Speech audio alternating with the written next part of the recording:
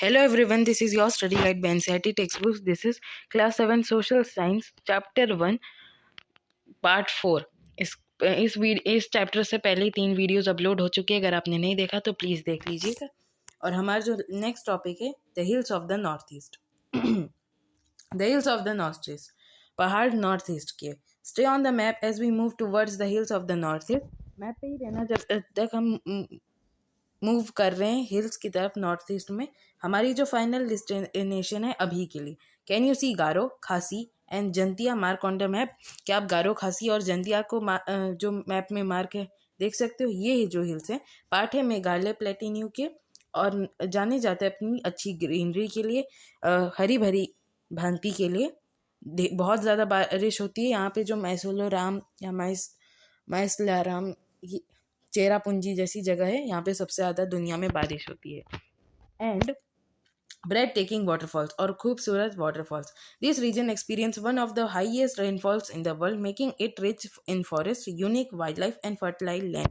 ये जो reason experience करता है दुनिया में सबसे ज़्यादा बरसात को, जो कि रिच बनाता है फॉरेस्ट के लिए, यूनिक सी अलग सी वाइल्ड लाइफ के लिए और फर्टाइल लैंड के लिए एक वाटरफॉल रखती है. और ये शारसुक मैसियम फेस्टिवल सेलिब्रेट होती है मेघालय के कल्चर के अकॉर्डिंग. और ये लिविंग रूट है, ये non great village Cherrapunji.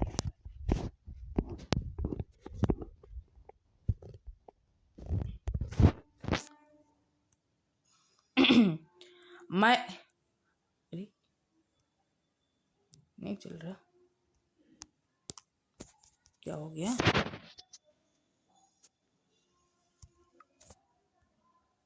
Sorry.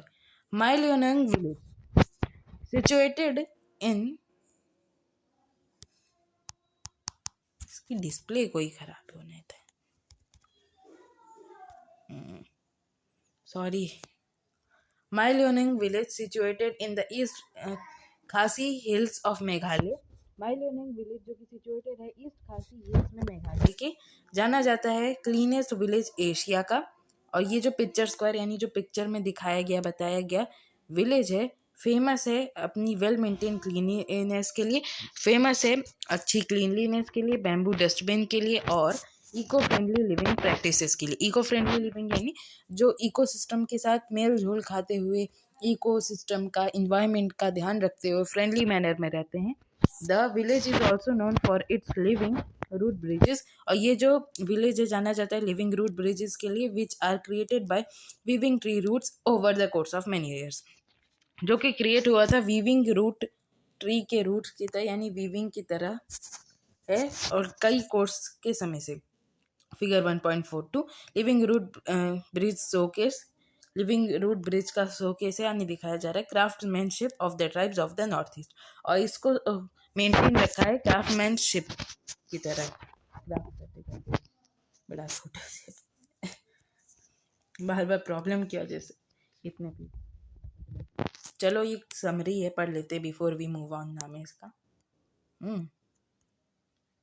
Before we move on. इससे पहले कि हम मूव करें दूसरे चैप्टर की ओर. India gives its name to the subcontinent it is a part of. India वो नाम देता है उस सब कॉन्टिनेंट का जिसका ये पार्ट है.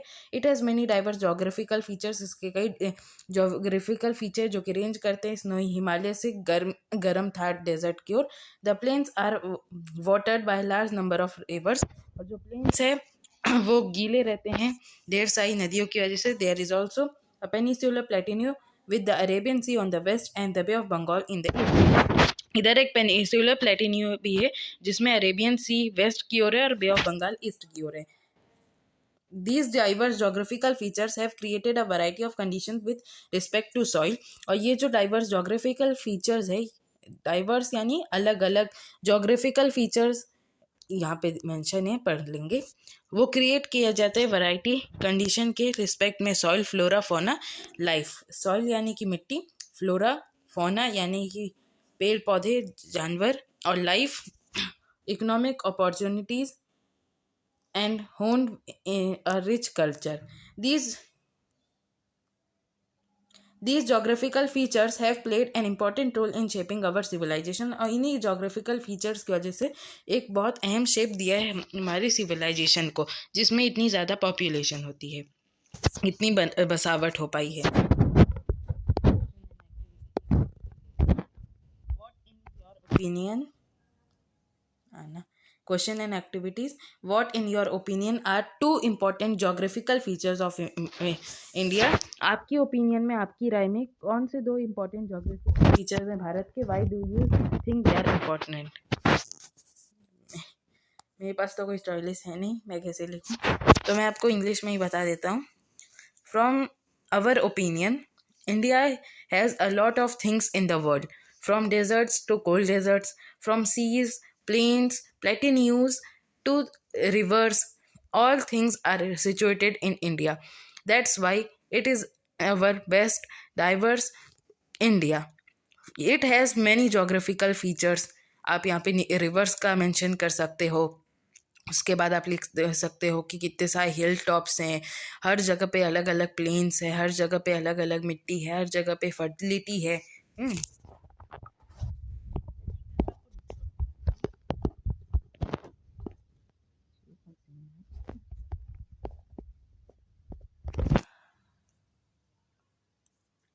What do you think India might have looked like if the Himalayas did not exist?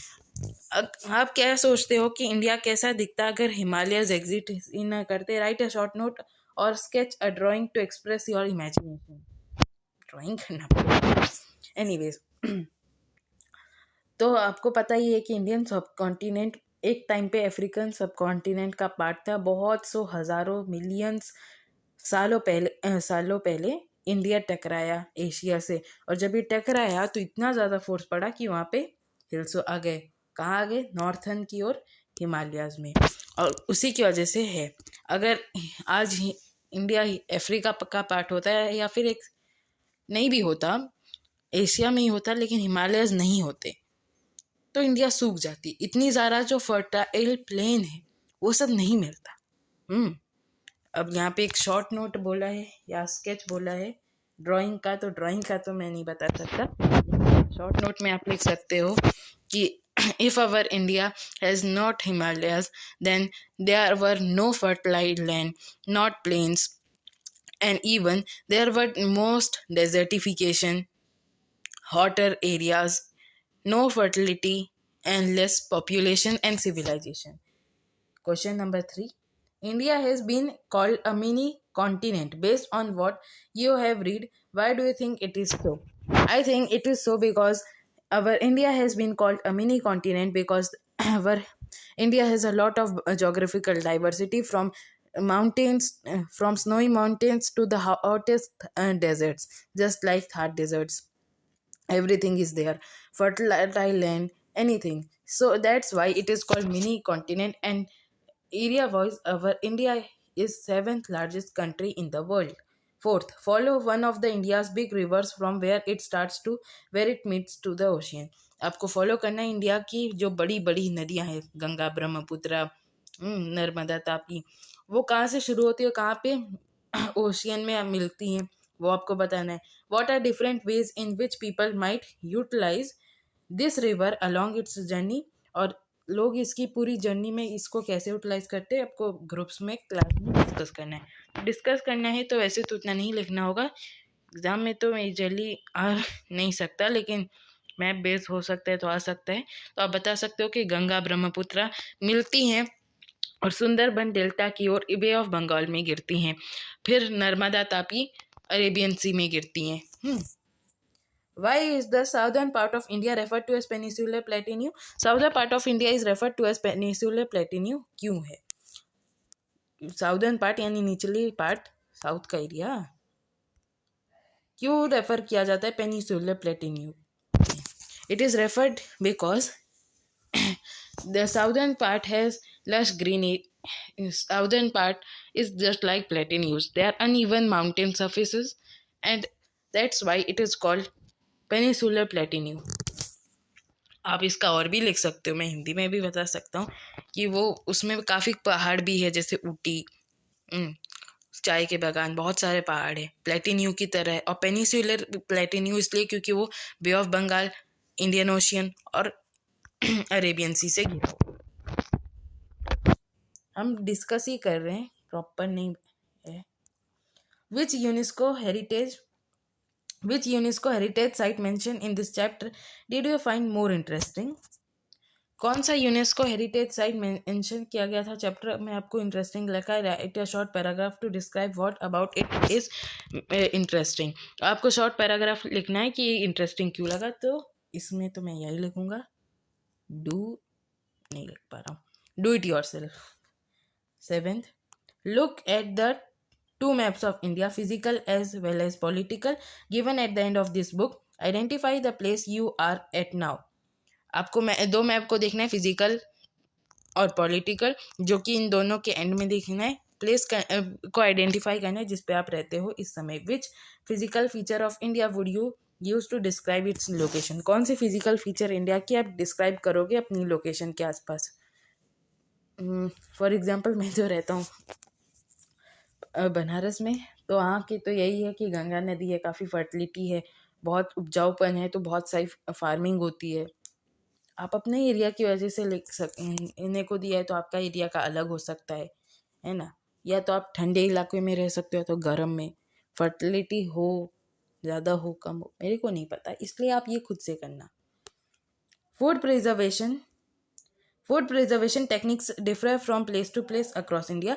खाने के प्रिजर्व करने की टेक्निक्स अलग से अलग होती है इंडिया में।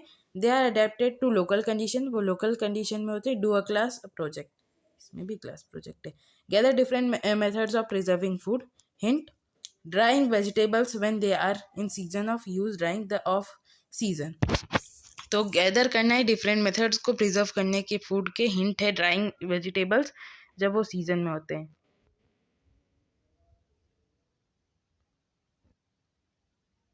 ये तो आपको खुद ही करना है।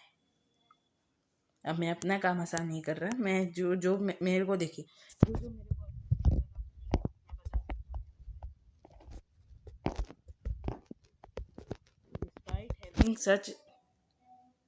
Despite having such different regions, mountain, deserts, plains, coast, India remains one country. ठीक. How do you think our geography has helped unite people? जैसे कि इंडिया में अलग अलग रीजन्स है, पहाड़, रेगिस्तान, प्लेन्स, कोस्ट, इंडिया ये फिर भी एक ही कंट्री। आपको कैसे लगता है कि हमारी जोग्राफी ने यूनाइट करने में हेल्प किया है लोगों को? Do it yourself.